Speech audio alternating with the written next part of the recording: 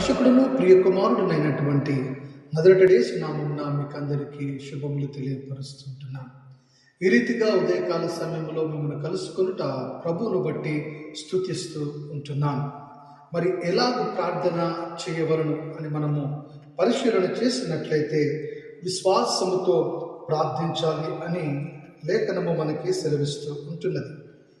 Mark సువార్త 11వ అధ్యాయము 24వ వచనాన్ని మనము చదువుకుందాం. అందుచేత ప్రార్థన చేయనప్పుడు మీరు అడుగుచున్న వాటి నెలను పొంది ఉన్నామని నమ్ముడి, అప్పుడు అవి మీకు కలుగునని మీతో చెప్పుచున్నాను. కాబట్టి మనము ప్రార్థన చేస్తున్నటువంటి సమయంలో సంపూర్తిగా అనగా విశ్వాసముతో నమ్మకముతో మనం ప్రభువును ప్రార్థించవలసినటువంటి వారిమై ఉంటున్నాం. 22వ వచనం అదే అధ్యాయము మనము చదువుకున్నట్లయితే మీరు దేవుని యందు విశ్వాసముంచుడి అనగా విశ్వాసముంచుట అనగా మరి మనసులో ఎటువంటి సందేహము లేకుండా అన్నట్లుగా 23వ వచనము మనకి సెలవిస్తున్నది. తన మనస్సులో సందేహింపక తాను చెప్పునది జరుగునని నమ్మిన ఎడల వాడు చెప్పినది జరుగునని మీతో నిశ్చయముగా చెప్పుచున్నాను. కాబట్టి ప్రార్థన ఏ రీతిగా ఉండవలను అనగా విశ్వాసముతో కూడినటువంటి ప్రార్థనై ఉండవలను. కాబట్టి దేవుని యందు సంపూర్తిగా విశ్వాసం ఉంచి మనస్సులో ఎటువంటి సందేహింపక ఆయనను మనము వేడుకొనినట్లయితే ఆ ప్రార్థనను దేవుడు ఆలకించువాడే అంటున్నాడు. మీలో ఎవరికైనా జ్ఞానము పొదువుగా ఉన్న ఎడల నన్ను అడుగుము, నేను వానికి ధారాళముగా అనుగ్రహిస్తాను అని ప్రభువారు తన వాక్యం ద్వారా మనకి సెలవిస్తున్నటువంటి మాటను మనం ఈ ఉదయకాల సమయంలో జ్ఞాపకం చేసుకోవలసినటువంటి వారమై ఉంటున్నాం. లూకా సువార్త 7వ అధ్యాయము 7వ వచనంలో మనము చదివినట్లయితే ఆ యొక్క అధ్యాయంలో అనగా మరి మొదటి వచనము నుంచి 10 వచనాలలో మనము చూసినట్లయితే శతాధిపతి యొక్క విశ్వాసము మనకు అక్కడ కనబడుతూ ఉంటున్నది.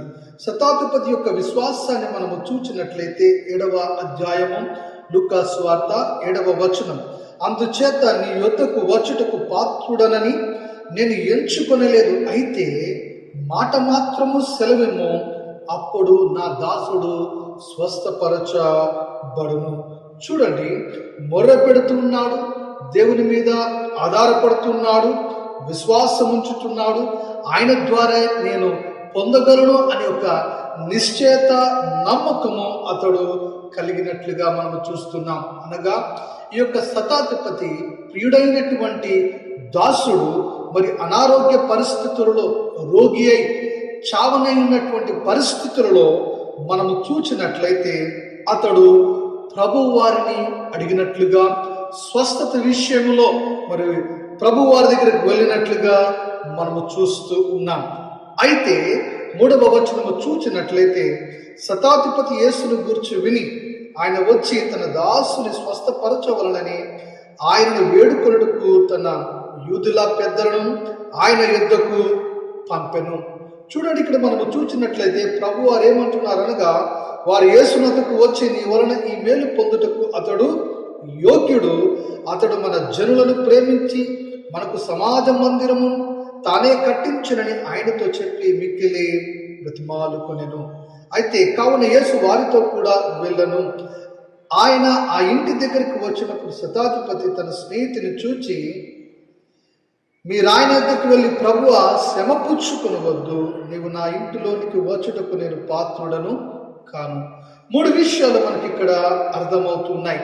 మొదటిగా చూడండి, ఆ యొక్క శతాధిపతి 6-7 వచనాల్లో మనము చూచినట్లయితే అయోగ్యత అనగా నేను యోగ్యుడను కాను అనగా చూడండి, తన సొంత యోగ్యత మీద తనకున్నటువంటి హోదా మీద అతడు ఆధారపడలేదు. కానీ ఏ రీతిగా వస్తున్నాడు అనగా తప్పిపోయినటువంటి కుమారుడు ఏ రీతిగా తండ్రి యొద్దకు వస్తున్నాడో ఆ రీతిగా ప్రభు యొద్దకు వెళుతున్నట్లుగా మనం ఇక్కడ చూస్తున్నాం. కాబట్టి ప్రార్థన విషయములో విశ్వాసముతో ప్రభు యందు విశ్వాసం ఉంచి మరి తగ్గింపుతో వినయ విధేయతలతో మనం ఆయనను వేడుకోవలసినటువంటి వారమై ఉంటున్నాం. అయితే 7వ వచనంలో చూస్తే శతాధిపతి గొప్ప విశ్వాసము కలిగినట్లుగా విశ్వాసముతో కూడినటువంటి మాట అతడు సెలవిస్తున్నాడు. ఏది ఆ మాట అనగా, నీ యొద్దకు వచ్చుటకు పాత్రుడనని నేను ఎంచుకొనలేదు, అయితే మాట మాత్రము సెలవు ఇమ్ము. అనగా నీవు అక్కడి నుంచి ఇంత దూరము వచ్చుటకు అవసరం లేదు, కానీ అక్కడనే ఒకవేళ ప్రార్థించినట్లయితే చూడండి ఎంత గొప్ప విశ్వాసము అతడు కలిగి ఉంటున్నాడు. మూడవదిగా మనము చూచినట్లయితే 8వ వచనములో అతడు ఏమని సెలవిస్తున్నాడు అనగా, నేను సహా అధికారమునకు లోబడిన వాడను, నా చేతి క్రిందను సైనికులు ఉన్నారు, నేను ఒకరిని పొమ్మంటే పోవును, ఒకరిని రమ్మంటే వచ్చును, నా దాసుని చేయమంటే ఇది చేయనని నేను చెప్పినట్లు ఆయనతో చెప్పుడని వారిని పంపెను. చూడండి ఈ యొక్క అనగా ఇక్కడ మనము చూచినట్లయితే ఈ యొక్క విశ్వాసం ఏ రీతిగా కనబడుతున్నది అనగా, ప్రభు అయినటువంటి యేసుక్రీస్తు వారు మరి తండ్రి యొక్క అధికారములో ఉండి తన కార్యములను లేకపోతే లోబడి అధికారం క్రింద ఉండి ఈ యొక్క కార్యములను చేస్తున్నట్లుగా అతడు గ్రహించినట్లుగా ఇక్కడ మనకు అర్థమవుతున్నది. కాబట్టి అట్టి విశ్వాసమును చూచి ప్రభువారు అక్కడ చెప్పుచున్నటువంటి మాట 9వ వచనంలో చూస్తే, యేసు ఈ మాటలు విని అతని గూర్చి ఆశ్చర్యపడి తన వెంట వచ్చుచున్న జన సమూహము వైపు తిరిగి చూచి ఏమంటున్నారనగా, ఇశ్రాయేలీయులలోనైనను ఎంత గొప్ప విశ్వాసము నేను చూడలేదని మీతో చెప్పుచున్నానెను. కాబట్టి మన ప్రార్థన విశ్వాసముతో కూడినటువంటిదై ఉంటున్నది. కాబట్టి ఆయన యందు విశ్వాసం ఉంచి సందేహింపక ఎప్పుడైతే మనం ఆయన యొక్క సన్నిధిని మనము చేరుతామో, ఆయన సన్నిధిని ఆశ్రయిస్తామో, తన సన్నిధి కాంతి చేత ఆయన మనలను మన కుటుంబాలను భద్రపరిచి స్థిరపరిచి కాపాడి నడిపించేవాడై ఉన్నాడు.